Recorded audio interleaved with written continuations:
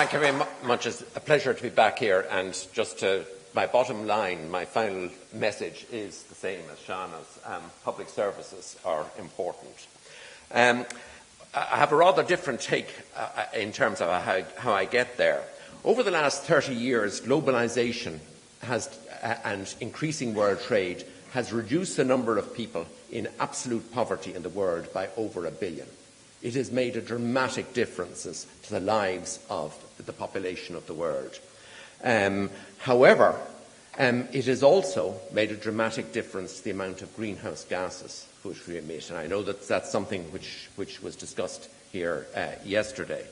And the growth which has taken this 1 billion people out of poverty has had this huge negative downside. But it is not those being taken out of poverty who are responsible. It is we in the developed world who have been emitting, and it is our job to find the solution. And it is interesting that the biggest deployment of renewable energy this year is by India and China. The technology having been developed and paid for by the developed world is being rolled out. But I want to talk about inequality, poverty, and in particular the impact on children. The EU has also seen a substantial reduction in inequality. If you look at the Gini coefficient, which you quoted, for the EU, it has fallen very significantly over the last 20 years. The reason it has fallen is because poorer countries have caught up with richer countries. In fact, the pattern, as you showed, within individual countries, some countries' inequality has got worse, as in Sweden.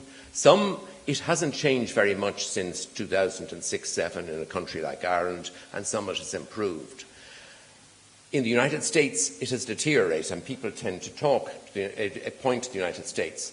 The reason why inequality has risen in the United States and in a number of other countries, in Europe, for example, is not because of globalisation or international trade. It is because of domestic policies. And I think in particular you identified in the Swedish case, it is domestic policy that has given rise to inequality. So that the challenge is for individual countries.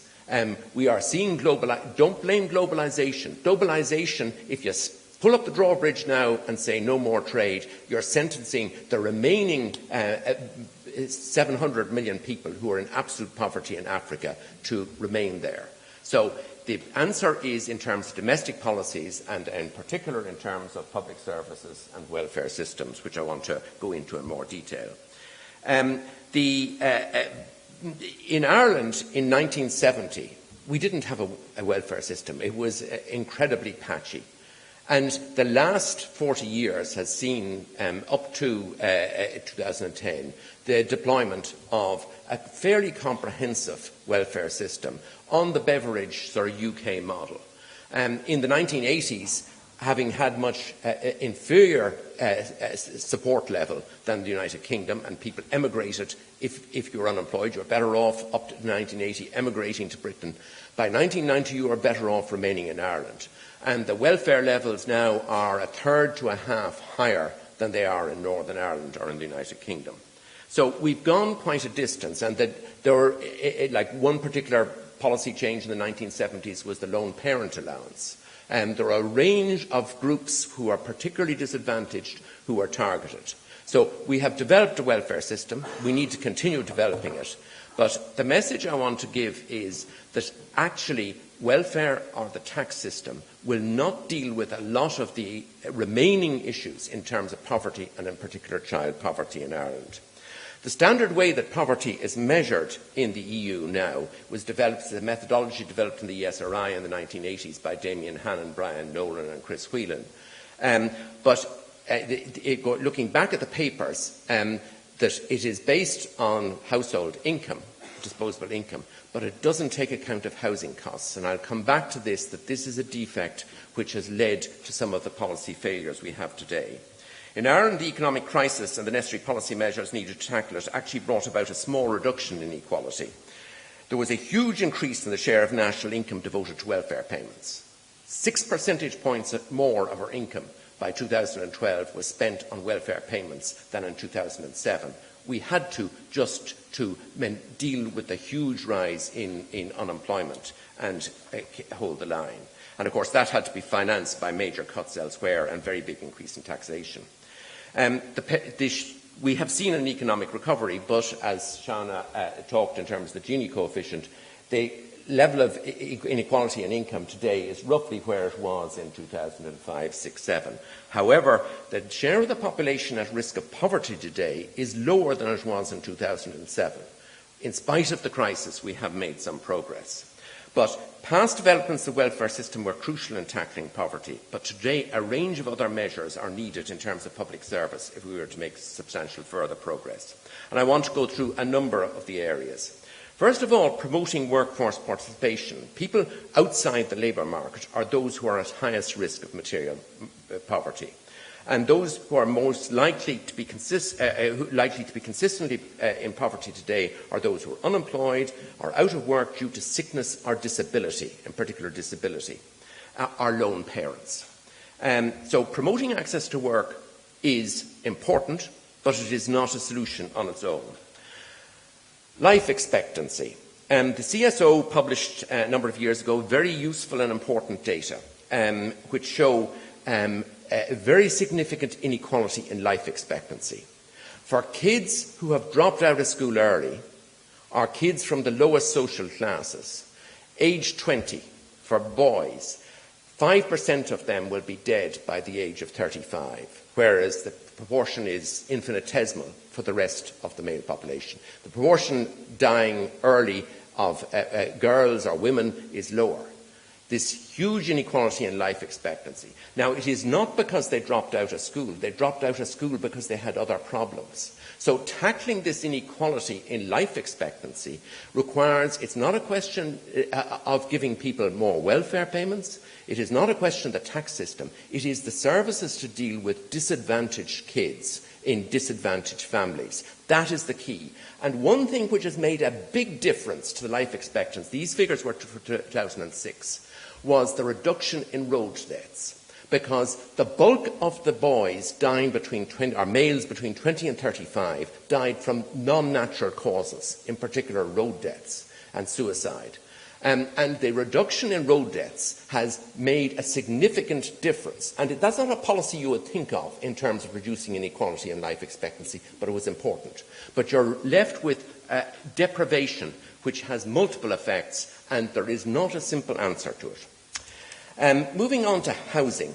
The fact that the measures of poverty and that governments of all parties for the last 30 years have targeted reducing poverty. They've taken it seriously. But the problem is housing wasn't part of it. And we lost sight of the fact that this was a potential huge problem. We, in the SRI, published a report in 2013 which said, A, the economy was going to recover well, and B, we would need 30,000 or more dwellings a year. But people didn't believe. They said, oh, we can't pay our debts, it's all a disaster, because they were harking back to the experience of the previous 3 or 4 years. Vincent Brown's programme, which was highlighting the disaster all of the time, distracted from the fact that actually we were recovering. We needed to build houses because our kids were not going to have anywhere to live. And the problem with housing is the supply response is very slow. The only long-term solution to the problem of housing poverty is to increase the supply of housing. At the moment, a lot of policy measures effectively just juggle the allocation of the existing limited supply, and some of these measures may even be counterproductive, disadvantaging people who really do need a priority in terms of housing. Until we see major further increase in housing supply, the problem will remain. But the problem there is it's not a silver bullet. There isn't a single... If there had been, the government would have implemented. There are a range of different measures which actually are not about... Some of them are about resources, but how we organise things, how we regulate, which could make a difference. Also, the access to land. The failure to address these in time means there are a lot of people who mayn't measure on the standard measure as in poverty, but they have huge problems because they're homeless. And it particularly affects children. Financial distress and debt. There was an important paper by Dorothy Watson and colleagues in the SRI in 2016 which looked at financial distress. People who would not rate as being poor or in deprived households, But actually, because of the mortgage payments and their mortgage debt, and these would be households predominantly with children, they actually had very difficult circumstances. And the conclusion of that study was it's not easy to target these households because of the nature of their difficulties. Now, that problem has to some extent reduced with rising incomes, low interest rates and so on, but it highlights the fact that the tax and welfare systems are blunt instruments. We need to do more in many cases. In terms of people with disabilities, the government's comprehensive employment strategy for people with disabilities sets out a range of actions designed to raise employment, income and social inclusion among people with disabilities. And this is an important area. For example, there was a debate, and I don't think the changes were made. Joan Burton didn't go through with it, that payments are made to children with disability from age 16. Which was discouraging children from remaining on in school because they wouldn't have got the disability payment.